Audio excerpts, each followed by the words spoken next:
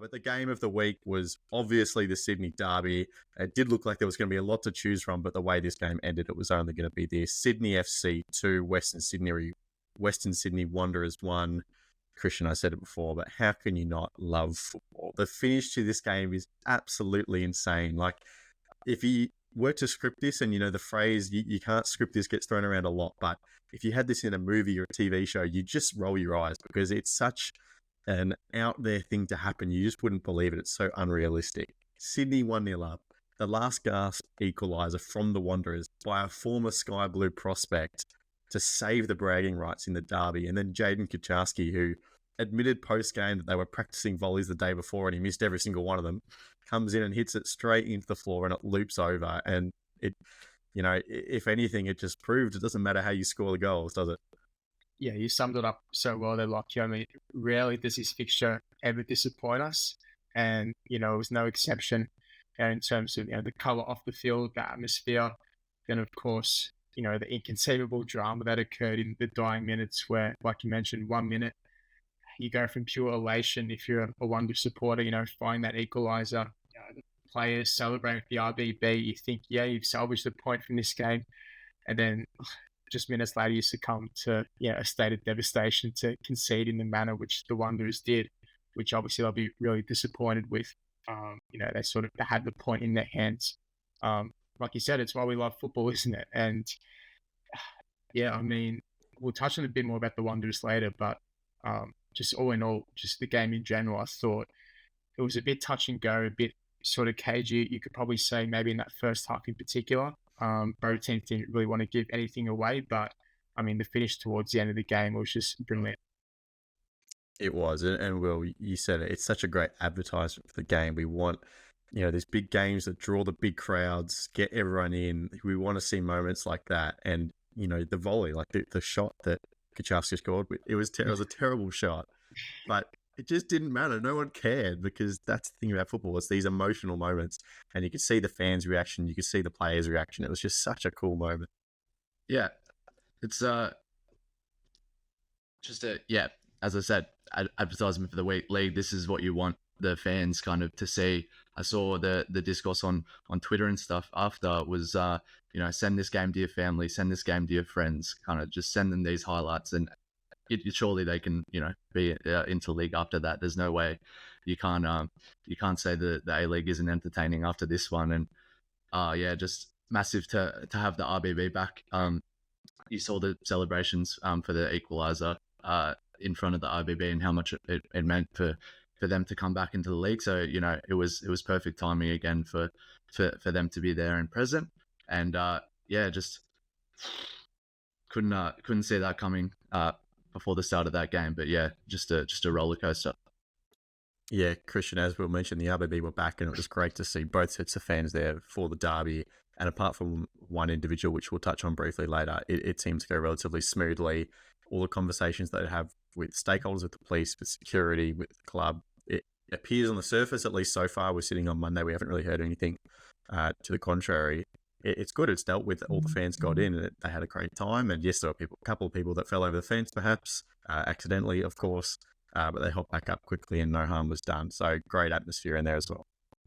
Yeah, and that's what you expect. Obviously, from these fixtures in the past, we've seen the atmosphere that's been created through these fixtures. It's sort of attracted more families, more fans to, children to attend. They want to be part of that atmosphere, and that's what we want as a league. We want to, make sure that it's viable for everyone. It's a welcoming sport for, everyone to be inclusive in. So, I mean, just thankfully there were no problems as of yet. We haven't heard anything like you said. So hopefully it stays that way, even with the wristbands and what happened there. Seems like that all ran smoothly, what we touched on last week. So that's really why we don't want any dramas, anything that sort of deflects away from the football that we saw on the pitch. And that's all we're talking about at the moment. It's not the off-field issues. We're talking about the on-field issues. So that's what we want. Yeah, absolutely brilliant. Now, for me, I was trying to dual screen this game with the elimination final and the dub at the same time. So forgive me if I missed one moment here or there. But it did feel like for majority of this game, Will, I felt it was kind of the story between the two foreign strikers. You had Marcus Antonsen and Fabio Gomez, both missing chances that they really should have been scoring. And it felt like every time I looked over, it was another one just clutching their head because they'd missed a good chance. So, apart from the last 15 minutes or so, it was kind of just more frustration. Yeah, I don't know what it is with these kind of strikers that come to the league. It does look like they have everything. The movement is good. Fabio's movement is really good for his header. He creates a chance at the back post, heads it straight to Lawrence in goal, and they're just doing everything but the finishing. It seems like they add a lot to the team, but yeah, just super frustrating to watch them at times. And we've seen this season especially some good young strikers coming through. So maybe the teams in the future are looking less likely to bring in strikers, these foreign international strikers. It just seems maybe they're not used to the games here. They don't, mesh well with the team and with the synergize with the other players. They haven't grown up playing A-League football, and so yeah, you're looking at the young strikers that have been playing, and they look like they can drop in a lot more seamlessly and just fit in with the team's identity. But maybe the foreign striker signings are going to be no longer. And especially how open the end of the game was. There was in Sapsford's equaliser, there was just 3 Wanderers at the back stick, just totally unmarked. Kaczarski, his goal as well was a back post defensive lapse from the Wanderers. So yeah, the games are so open, and it's the highest ratio of goals per game. I was thinking, I think compared to leagues around the world, so a lot of European leagues where we're leading those in terms of goals per game. But it's just these foreign strikers, none of them are seeming to light up the league like they have before. Yeah, and as you say, it does bring into question the role of the foreign striker. Like Marco Rudan was saying pre-game that Marcus Anderson was dropped the week before. That was purely on form, and as a foreign striker, he's the one who's supposed to be up top and just being able to put away those chances. That's why they brought him here. And if I'm Marcus Anderson and I've missed those chances in the game, and I've heard those comments from my coach, I'd be a little bit worried, Christian. But it wasn't the best performance overall from the Wanderers either. Yeah, just a quick mention on the strikers, like Anderson, for example.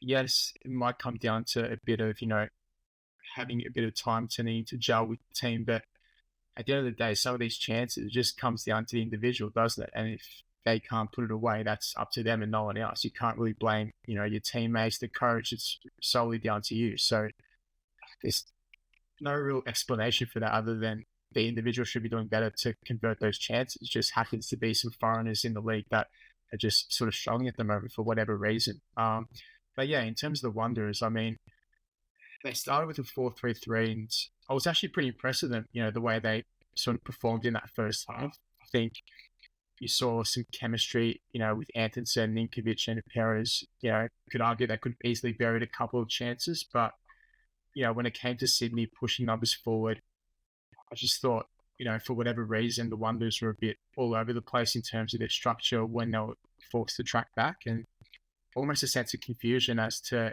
which player is supposed to tuck in where and all these tactical aspects like that. And it's kind of a reflection of where they sit this season. And I feel as though sometimes it gets stuck in two minds about, when's the right time to go forward, what period of the game do they need to sit back and defend. So, all these attributes that they haven't quite nailed down for a full 90 minutes, I guess that's sort of a summary of their season. And Christian, you wanted to talk about Marco Rudan's comments post-game as well, because another interesting couple of minutes in his post-game press conference, we've seen him before try and perhaps put in some lines that just distract from the team's on-field performance, and it was another weird one from him this week.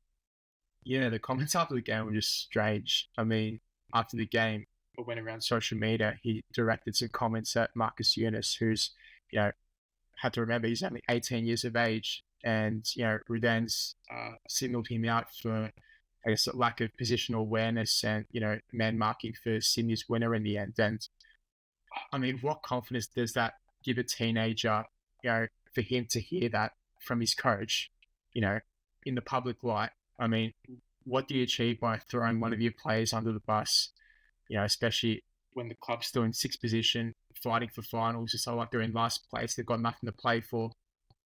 Yeah, I was just really shocked when I heard that because Ruden should be knowing better by now, and he's more than experienced to know that if you're going to do that, it's going to cause a bit of unsettled tension in the changing rooms.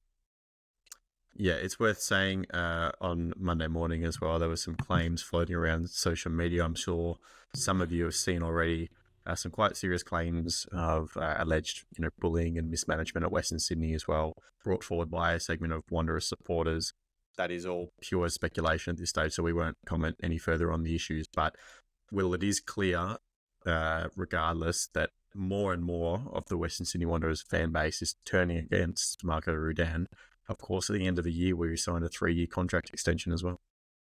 Yeah, so not good timing for that. It's a long contract, and yeah, it was always a questionable move when it happened, but it does seem to happen with Rudan teams. It's he leaves a toxic kind of environment, and it's happened at Western United. A lot of noise has come out of there after his reign there, saying that similar things to here. It's just similar themes we're hearing, and it does seem to be the end of the run for him. Yeah, they'll have to, don't know if they want it to happen, as they'll have to pay him out of the contract, and it's not ideal to have to do that. And replacements maybe are a bit thin as well. There's not an obvious replacement straight up for him now. So definitely, end of season discussions will be happening, and yeah, it just seems the fan base is disenfranchised and ready for something else. There's really not many positives. If the football had better flashes, this season's just been lackluster overall, and yeah, there's no surprise that the fans are becoming unhappy with the situation. Rudan's one of those coaches where, when he gets it right, he gets it right. Like, when he gets it right, his players always they play for him. You can tell, and then when it goes in the opposite direction, you can tell there's a bit of a rift there, and they're not quite all on the same page, and that's when it's sort of fallen out in his sort of past clubs, Rudan. So he's sort of like a Antonio Conte-like figure, a European example. Like when he's got the dressing room together, playing for him, they look sort of unbeatable. But when it goes the opposite direction, he's blaming everyone, like Rudan has. For example, he's sort of been these conspiracy theories, this and that. The fans are going to get sick of it after a while, and we've seen it play out.